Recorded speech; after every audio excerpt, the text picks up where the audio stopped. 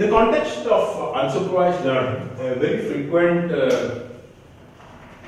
approach or pattern is identified is in the context of retail.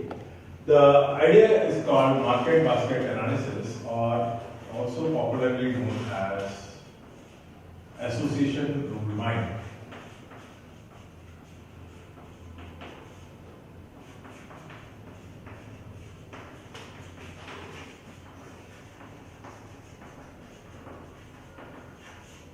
So when you say association rule mining, the input usually is what is known as transactions. Transactions are nothing but baskets. What is a basket? Suppose you have bought milk, bread, butter, jam in one basket. That becomes one transaction. Similarly, suppose you brought milk, jam, cereal in another one. Or suppose you bought milk, jam, bread, another one, right? Or suppose you brought milk, jam, then Nutella, another one. So each time you put some things in the basket and you try to identify a collection of items you bought as something known as a transaction or a basket. Or you can say you have milk, jam, and say you got cheese.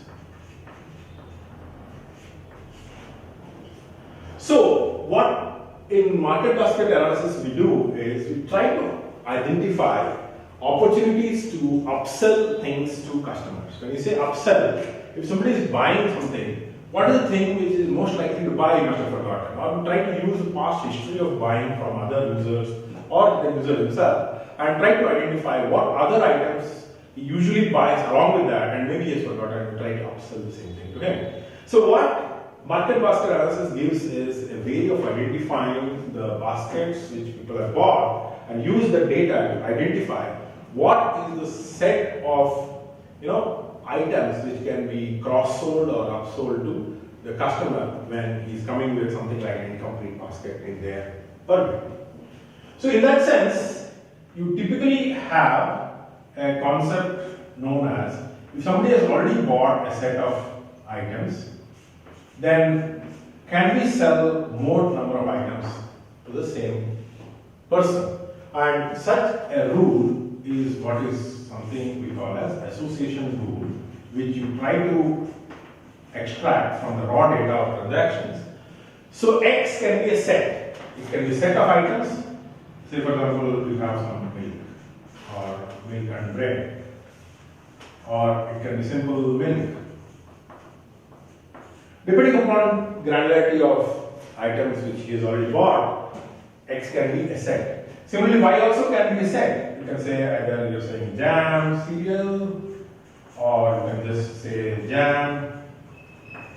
Depending upon what you want to upsell, you may give a set of objects as the right side of the rule. So such kind of association rule reads like this. If somebody has bought items in X, the supermarket or the retail transaction would like to upsell items in Y to him because of the past history of transactions. This kind of a rule is extracted from the original data, and it says that there is a high likelihood that customers typically who have bought X also buy Y. So in fact, a lot of analysis was done by a lot of retail transactions, and people have found interesting combinations, like people who buy beer, they also buy, like, for example, diapers. There may be some explanation to it, but the point is, how do you identify such association rules from large retail transaction database? That is a key unsupervised learning technique. This is used not just in retail, but it can be used by wherever you can use the synonym of a transaction and try to find out frequently occurring items together. For example, in case of, say, criminology, what people do is they look at call data records, they treat call data records of a person as a transaction, and then find out which are the numbers being called together in several places together. So then they find out that there's probably a people who constantly communicate with each other. If one of them is a criminal, then other may be potential accomplish. So there are other areas. Similarly, there is a lot of examples in gene sequencing where such kind of techniques are used. So technically, how do you derive such association rules? So association rules are derived by basically two notions. The notions are basically first thing you look at is a notion called support. Support is basically if your total number of transactions is n, what is the number of transactions containing x union y? Meaning, if the transactions are suppose 1000, and if you are suppose your x is milk and y is jam, milk union jam, how many of these transactions contain both milk and jam? So that becomes the support. So what is important is you're talking about not just left hand side but right hand side. Together, between left hand side and right hand side, together, what is the percentage of transactions which contain both x and y together? So let's take this particular set of transactions we've written here. And suppose you want to find out a rule like milk implies jam. So here we want to find out what are the percentage of transactions which contain both milk and jam out of total number of transactions. Here total number of transactions is 5 and number of ones which contain both milk and jam is 1, 2, 3, 4, 5. So 100%. So support for milk implies jam is 5 out of 5 equal to 1, 100%. So this becomes a classic example of how you've chosen a very frequent item set, which is also known as an alternative representation for combining the entire set of data in both x and y, which is called an item set. So here the problem first becomes is, given a support level, find out all the candidate item sets which support minimum support level. That becomes the first problem in market basket analysis. So for example, let's say, suppose one more thing. Let's say milk tea powder is another data set you have. Right? Then the support now becomes 5 out of 6. So that is basically when you say that, suppose I want 5 out of 6 is approximately what? How much? It's around 50 to around 75%, right? Around 75% is the basic idea of 5 out of 6. Now suppose when I say find all the association rules which satisfy a minimum support level of 70%. So one such candidate is milk implies jam, or milk and jam together is an item set which satisfies the minimum support condition.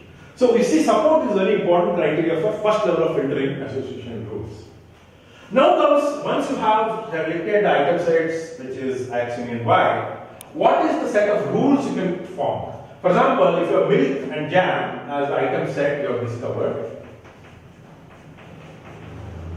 your rules can be milk implies jam or jam implies milk, right? Both are fine. Now, which rules should I capture? That's where you have the second metric which is known as confidence. Confidence is nothing but whatever is x union y divided by number of ones satisfying x. So here if you see we're talking about in case of x union y for milk implies jam, you see that milk implies jam is considered in 5 of them. Out of how many contain milk?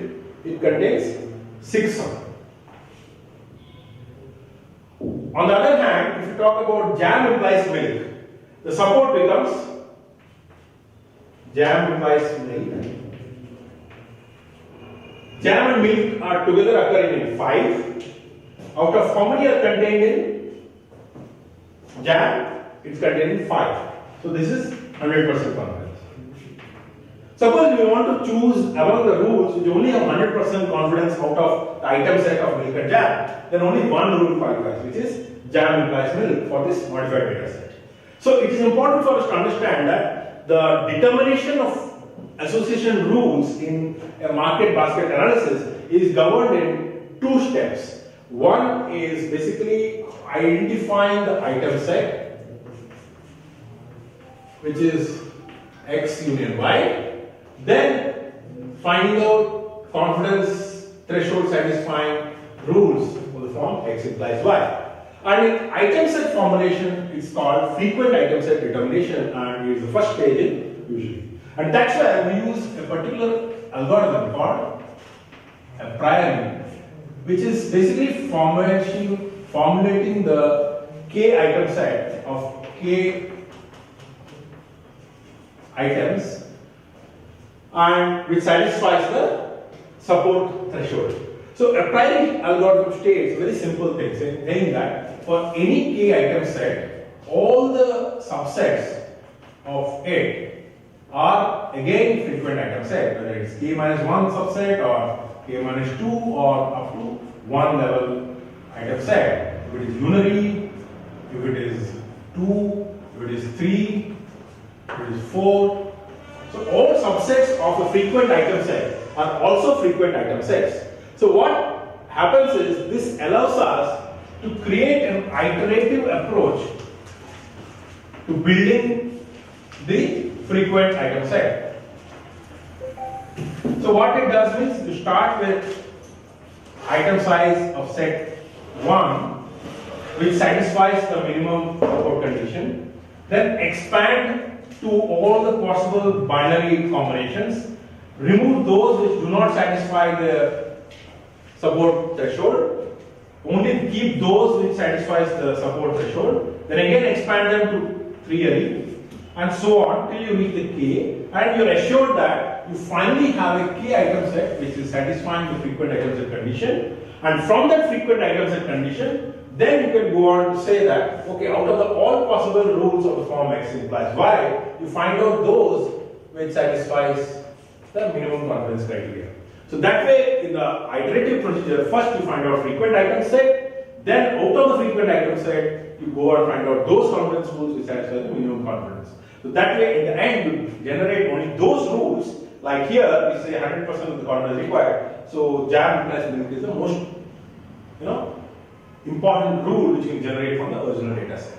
And this is a very powerful technique in terms of extracting rules from baskets or market baskets and finding out which items go together in terms of transactions.